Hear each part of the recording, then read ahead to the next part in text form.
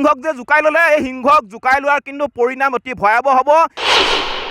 ন মিয়াই আমাৰ মাটিত আহি দা ল'ব আৰু আমাৰ ল'ৰাক মাৰিবলৈ খেদি আহিব, আমি কি চাই থাকিম নেকি?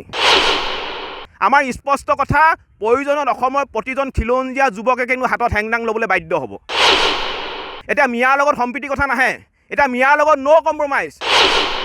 আজি উজনি অসমৰ সকলো জাতীয় জনগোষ্ঠীয় দল সংগঠন, উজনি অসমৰ ৰাইজ ঐক্যবদ্ধ হৈছে, উজনি অসমৰ সকলো ৰাইজ ঐক্যবদ্ধ হৈছে আৰু সিংহক যে জোকাই ল'লে এই সিংহক জোকাই লোৱাৰ কিন্তু পৰিণাম অতি ভয়াৱহ হ'ব। এতিয়া কিন্তু কোনো ধৰণৰ দয়া আৰু ক্ষমাৰ কথা নাহে। বৰ ঘৰত যেতিয়া মিয়া সোমাইছে মিয়াক আমি খেদিমেই। আজি পুৱাৰ ভাগতো আমি জাতীয় সংগ্ৰামী অসমে ৫০টাতকৈ কিন্তু অধিক কিন্তু সন্দেহযুক্ত নাগৰিকক উজনি অসমৰ পৰা আমি খেদি পঠিয়াইছোঁ। আমাৰ স্পষ্ট কথা, আমাৰ লক্ষ্য উদ্দেশ্য এটাই যে আমি উজনি অসমৰ পৰা সম্পূৰ্ণৰূপে বাংলাদেশী খেতি, বাংলাদেশী মুক্ত উজনি অসম আমি কৰি দেখুৱাম আৰু কোনো মিয়াই উজনি অসমত থাকিব নোৱাৰিব। আৰু যদি কোনোবা মিয়াই ভাবিছে যে উজনি অসমত এতিয়াও লুকাই চুকাই সোমাই আছে, আমি নোযোৱাৰ আগত অতি শীঘ্ৰে উজনি অসমৰ পৰা প্ৰত্যাগমন কৰক, অন্যথা কিন্তু পৰিস্থিতি বেয়া হ'ব। আৰু অহা কাইলৈ শিৱসাগৰ জিলাৰ অসমৰ কেইবাটাও জাতীয় জনগোষ্ঠীয় দল সংগঠনৰ মাজত এখন সভা হ'ব আৰু এই সভাখনতে মিয়াৰ বিৰুদ্ধে কঠোৰৰ পৰা কঠোৰতকৈ সিদ্ধান্ত গ্ৰহণ কৰা হ'ব।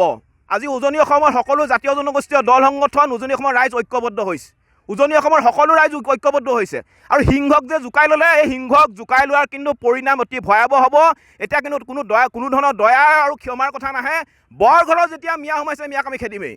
আজি পুৱাৰ ভাগতো আমি জাতীয় সংগ্ৰামী অসমে ৫০টাতকৈ কিন্তু অধিক কিন্তু সন্দেহযুক্ত নাগৰিকক উজনি অসমৰ পৰা আমি খেদি পঠিয়াইছোঁ। আমাৰ স্পষ্ট কথা, আমাৰ লক্ষ্য উদ্দেশ্য এটাই যে আমি উজনি অসমৰ পৰা সম্পূৰ্ণৰূপে বাংলাদেশী খেতি, বাংলাদেশী মুক্ত উজনি অসম আমি কৰি দেখুৱাম আৰু কোনো মিয়াই উজনি অসমত থাকিব নোৱাৰিব। আৰু যদি কোনোবা মিয়াই ভাবিছে যে উজনি অসমত এতিয়াও লুকাই চুকাই সোমাই আছে, আমি নোযোৱাৰ আগত অতি শীঘ্ৰে উজনি অসমৰ পৰা প্ৰত্যাগমন কৰক, অন্যথা কিন্তু পৰিস্থিতি বেয়া হ'ব। আৰু অহা কাইলৈ শিৱসাগৰ জিলাৰ অসমৰ কেইবাটাও জাতীয় জনগোষ্ঠীয় দল সংগঠনৰ মাজত এখন সভা হ'ব আৰু এই সভাখনতে মিয়াৰ বিৰুদ্ধে কঠোৰৰ পৰা কঠোৰতকৈ সিদ্ধান্ত গ্ৰহণ কৰা হ'ব। আজি উজনি অসমৰ সকলো জাতীয় জনগোষ্ঠীয় দল সংগঠন, উজনি অসমৰ ৰাইজ ঐক্যবদ্ধ হৈছে, উজনি অসমৰ সকলো ৰাইজ ঐক্যবদ্ধ হৈছে আৰু সিংহক যে জোকাই ল'লে এই সিংহক জোকাই লোৱাৰ কিন্তু পৰিণাম অতি ভয়াৱহ হ'ব। এতিয়া কিন্তু কোনো ধৰণৰ দয়া আৰু ক্ষমাৰ কথা নাহে। বৰ ঘৰত যেতিয়া মিয়া সোমাইছে মিয়াক আমি খেদিমেই।